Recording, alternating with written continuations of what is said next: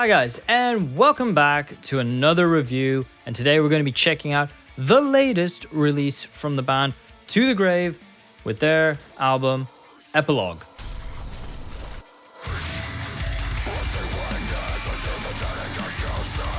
So if you don't know, To The Grave is an Australian deathcore project that came out with their debut LP back in 2019 called Global Warning. Pretty solid, standard, heavy as fuck deathcore album, and it made some waves in the deathcore scene and it put them on the map.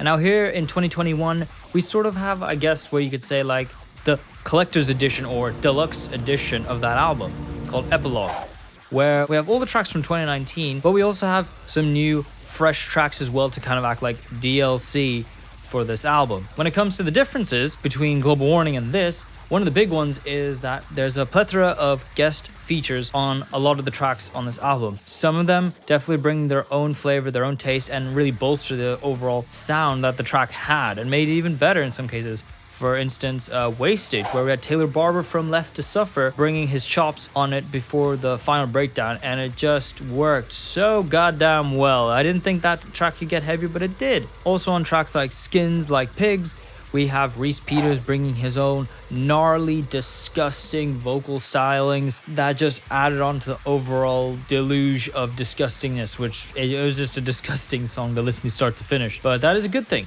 especially for bands like this. So overall, the first half of the album, it's pretty similar to the 2019 one, but the more key thing for me is the second half where we have our newer tracks. When it comes to the second half of the album, you can clearly hear a distinct difference because it's more mature, the writing, the compositions, even a bit more experimental with such tracks as like Kill Shelter. In all honesty, I feel like they should have released this as like two separate releases, like a remastered album with EP on the side, or in a couple of months with all their newer tracks. I think it would have helped a lot because this album's over an hour long. If I'm being honest, when it comes to the dynamics, at least the dynamics in the writing for the album, it's very much the same from start to finish. It is heavy, it is brutal, it is chaotic throughout the whole experience, and being an hour long, that can get very tiring. I was getting listener fatigue by the end of it, especially considering that we have these drums and guitars that are heavily clipped, heavily like pushed to their limits when it comes to compression, that everything is sounding the same and everything is just sounding blown out. So in that sense, as the album was going on, I was sort of losing it a bit by especially like the last few tracks. And I think if they just split up this album into like an album and then an EP later on, it would have been a lot more digestible to go through and would have been a more enjoyable experience. But that's just me. To look more on the positive side, the vocal performances throughout this album are amazing. Of course, our main man, Dane Evans, who, not gonna lie, I think he's like gonna be the next generation like Dickie Allen. He is so versatile in his vocal performances, going all the way from like the highest of high screams that are borderline whistle screams that I've heard on like such bands as like Beyond Deviation, and yet to contrast that, he can go as low and as guttural as possible as like, of course, Dickie Allen being one, Alex Terrible being another, and then everything in between. But on top of that, he also does some very interesting sort of experimental things with his voice. One being this sort of, best way I can describe is like a chainsaw scream. It's like he goes for this high and he screams it, but it has this sort of static effect underneath it that just makes it sound relentlessly disgusting. It's insanely weird, but it's really cool. On top of that, he also does rapping on a lot of these tracks, which, you know, harkens back to the days like Phil Bozeman putting all the rapping sections in his music.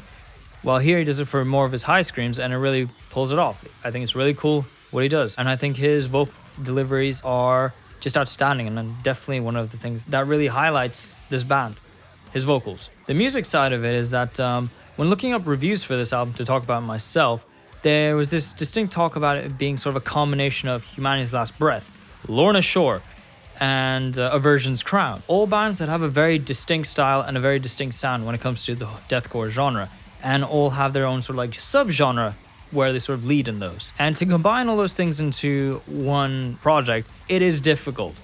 And I definitely have had moments on this album where I did find it messy, mainly because when you're combining such distinct sort of personalities together, it will have conflicting moments. It will be intense, and it will be just straight up chaotic and, as I said, messy. Granted, this is not always there, but I still think it was something I wanted to mention. When it comes to the newer tracks that were featured on this album, my favorites had to go to Terrorist Attack, Kill Shelter, Miserable Summer, which I did do a reaction for. Go check that one out. What can I say? I do see this band growing. I see this band having way more mature writing, and I think on their next release, when they do a full release that is very much its own entity with its own set of songs, I could see being very exceptional. So overall, this album is pretty solid, with my only real criticisms being that I found it be too long, could have been split up into 2 separate releases. I still think the mix could be improved upon, as it is just still so unbelievably abrasive. But we have our amazing vocals from Dan Evans giving us some of the most disgusting things I've heard to date, and the writing has been improved upon so much, and all the guest spots as well, bringing all their unique takes of the tracks. Now, with all that being said, I'm going to be giving this album a 7 out of 10. So let me know what you think in the comments right down below, and of course, like and subscribe if you enjoyed this review. And besides that, thank you for watching, and I will see you guys in the next video. Bye.